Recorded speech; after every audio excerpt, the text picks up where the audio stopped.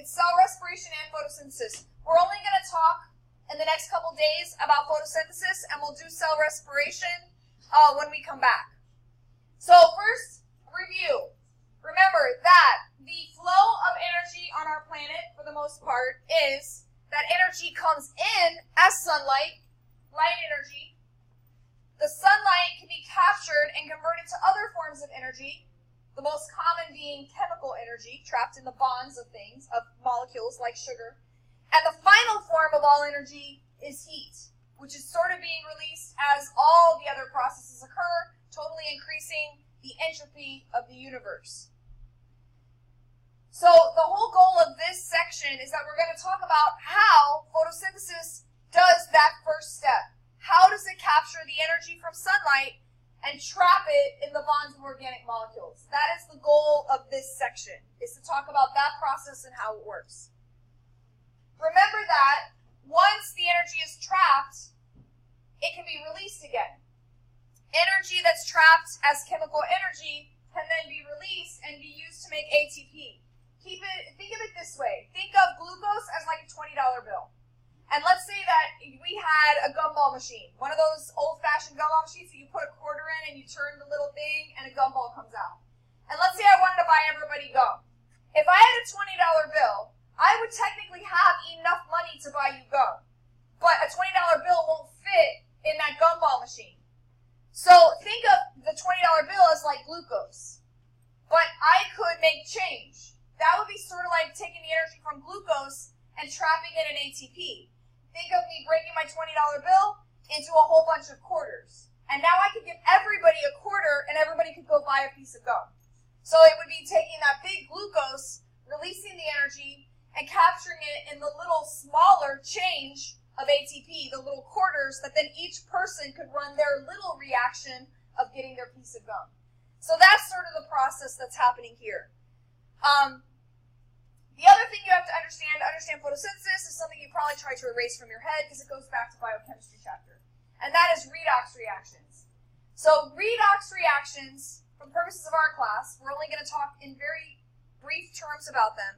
But energy can be passed from one thing to another through redox reactions. So here's a kind of a reminder. I had told you way back in chapter 2 that if you remembered oil rig, it would help you to remember what was happening in redox reactions. Oil, oxidation is loss. So here, electrons or hydrogens leave one substance. That's your oxidation. Oxidation is a loss of hydrogens or electrons. And then the rig part, another substance picks up the electrons. Reduction is gain. So the substance that picks up electrons is going to be reduced. It turns out that as we pass electrons and hydrogens from one thing to another in what we are going to call electron transport chains later on Monday, electron transport chains, as they pass electrons along, little pieces of energy are released at each step as the electrons are passed. So again, a reminder, the substance that loses electrons or loses its hydrogens becomes oxidized, and the one that gains or picks up hydrogens becomes reduced. So that's redox, oxidation and reduction, oil rig. Oxidation is loss, reduction is gain. Now back in chapter 2, I told you that I wouldn't have you identifying like what's oxidized and what's reduced from a chemical equation. And we're still not going to balance equations with redox or anything like that. However, in this chapter, we are going to talk a little bit about what it looks like in a chemical equation. So let me show you the actual formulas for cell respiration and photosynthesis and how redox applies to that. Still need the slide? Okay. Okay. So here is here's an example. So this one is photosynthesis. So carbon dioxide and water combine to form sugar and oxygen. Carbon dioxide picks up hydrogen. So glucose is reduced, and the carbon dioxide here is oxidized. So the one missing the hydrogen is our oxidized form. The one that's gained the hydrogen is the reduced form. Here, the water has hydrogen on it, so it's reduced. It loses the hydrogen as it becomes oxygen, and now this side is oxidized. Honestly, the easiest way to identify them, whichever things have hydrogen on them, are the reduced forms. Hydrogen, that's reduced. This has a hydrogen, so that's reduced. When it loses its hydrogen, it becomes oxidized. Down here, this second equation is cell respiration. Cell respiration looks very much like the opposite, although it's not exactly the opposite. What happens if the process is not the opposite, but the reactants and products are reversed. So notice here, we start with glucose. Glucose becomes oxidized, it loses its hydrogen, and then oxygen here becomes reduced, it picks up hydrogen. So that's a couple of examples. We'll talk about this again, so don't panic and try to scribble this down thinking, like we're going to be testing on this without ever discussing it again. In fact, it'll probably make more sense when we actually get into the steps of photosynthesis and I show you what an electron transport chain looks like in a membrane. All right, this was actually a pre-lab question. If you started the pre-lab, I don't know if you got to this question or not, but it asked what the difference was between photosynthesis and chemosynthesis. So like I said, 99% of ecosystems on our planet, living systems of producers and consumers, rely on the sun as their energy source. Photosynthesis basically refers to making sugar from light energy. Photo means light. 1% of ecosystems on the planet, found in really weird places like this picture. It looks like a volcano. It's not. This is supposed to be the bottom of the ocean. This is one of the hydrothermal vents at the bottom of the ocean that spew out like hot gases and things.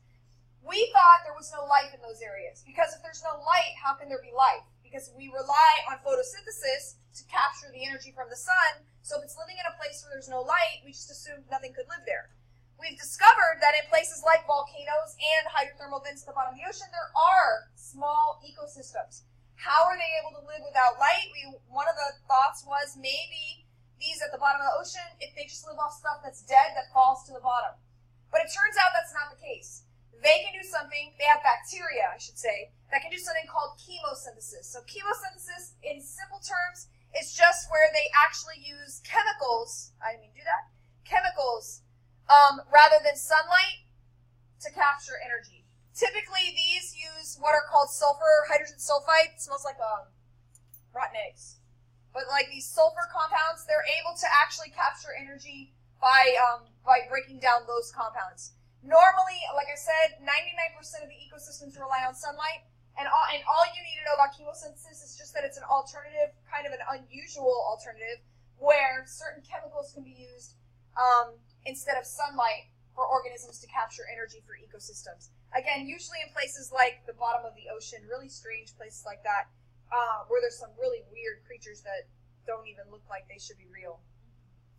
The picture here, this says mussels. These are some kind of clams that live down there, and they cannot do chemosynthesis. What we discovered is there's bacteria living inside of them that do the chemosynthesis. So it's sort of like how termites can digest wood and eat your house, but they technically are only digesting wood because they have bacteria living inside them that digest the wood for them.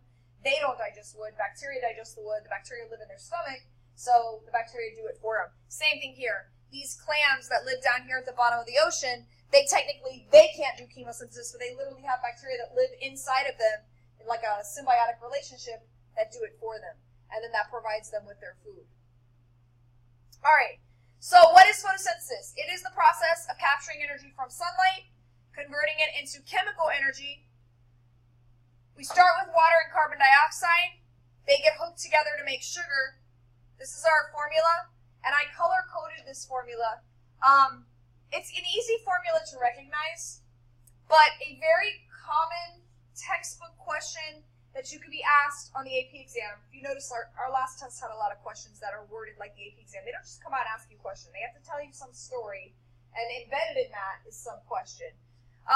They would say something like this. They would say that a scientist radioactively tagged the oxygen and carbon dioxide, and then they allowed a plant to do photosynthesis. Where would the radioactive oxygen be found at the end of photosynthesis? What they're looking to see, because technically you go, well, that should be easy, but it's not as easy as it looks, because without knowing the answer, although I've color-coded it here, Oxygen is in two places on the right side of this equation. So you would have to know, they would expect you to know, that the oxygen from carbon dioxide ends up as part of glucose. That's where that oxygen goes.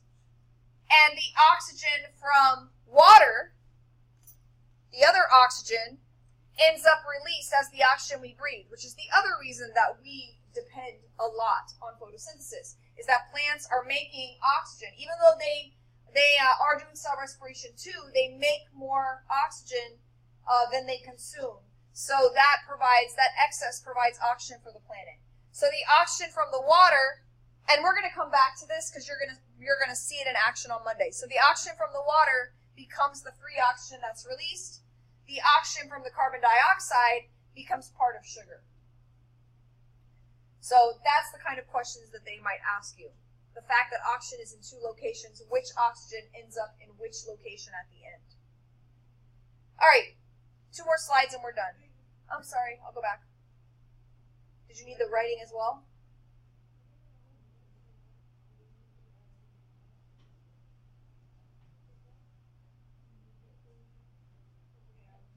Yeah? Are we good? Anybody else still need it?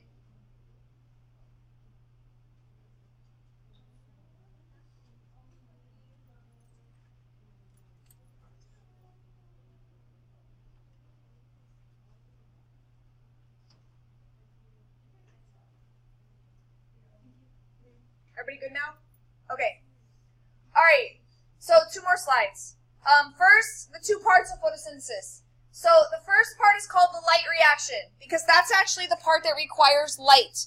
In the lab, they talk about a specific thing called the Hill reaction. You don't have to know that terminology, but technically what they're calling the Hill reaction in the lab is part of the light reactions. The light reactions are the ones that actually capture sunlight. They trap the energy from sunlight temporarily in 2 things, ATP and a molecule called NADPH. NADPH has the hydrogen on it, which is really important because that hydrogen is what will actually be used to make sugar. This is where the hydrogen is going to come from in glucose. Oops. When it's C6H12O6, the hydrogens are going to come from the NADPH. And you already know what ATP is. This happens in an area of the chloroplast called the thylakoid membrane, which on the next slide I'll show you what that looks like. But the whole thing, both stages happen in the chloroplast, just to clarify. The second part is called the light-independent reactions. It is also called the Calvin cycle. And it used to be called the dark reactions. They don't like to use that name because that implies it happens in the dark, and it doesn't. Remember in the chapter we just did that you learned that ATP can only hold on to energy for like a few seconds. So technically, the light reaction happens, and immediately at the same time, the light-independent or dark reactions happen. The dark reactions actually build the sugar. So the light reactions capture the energy into ATP and NADPH, and then the dark reactions take carbon dioxide, stick the hydrogens in it, and actually make sugar. And those reactions happen in another part of the chloroplast called the stroma. So the thylakoid membrane and the stroma are both parts of the chloroplast, but the 2 parts of photosynthesis happen in 2 different areas. And I know you're still writing. I'm going to go to the next slide because I'm going to run out of recording time. And I just want to show this last picture, and then I'll bring it back and leave it on this one. So this is the 2 parts, just so you can see. Thylakoid membrane looks like this. These are thylakoid membranes. They look like pancakes. In the cell chapter or chloroplast, we drew them like this. They look like an oval with lines in it. This is what it really looks like. And then the stroma is the liquid area. Sorry, I know, I hear the door. This is the stroma, all this liquidy area. So that's the 2 parts of the chloroplast. So the light reactions happen here in the thylakoid, and then the light-independent reactions happen in the stroma. And then I'll go back to the other slide. I know people are still writing, but does everybody have this? That's all right. Well, I'm just gonna, it doesn't matter because I can still hit stop on this.